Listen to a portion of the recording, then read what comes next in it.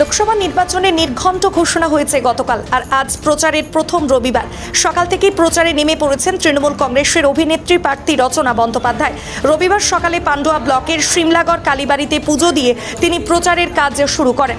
বিরোধী প্রার্থী লকেট চট্টোপাধ্যায় প্রসঙ্গে লকেট বলেন, সে তার কাজ করুক, আমি আমার কাজ করব। হুগলি লোকসভা পুনরুদ্ধার করার যাবে কিনা সেই প্রসঙ্গে তার মত, আমরা 100% নিশ্চিত। হুগলির মানুষের উপর ভরসা আছে, দিদির উপর ভরসা আছে, আমরা জিতব। লকেটের সঙ্গে দেখা হলে ওনাকেও নমস্কার করবে, এখন সবাইকেই নমস্কার করছি। সাংবাদিকদের মুখোমুখি হয়ে রচনা বলেন, দারুণ সাড়া পাচ্ছি, আমি অভিভূত এবং ভাবতে পারিনি হুগলির মানুষ আমাকে এমনভাবে সমর্থন করবে, পাশে থাকবে।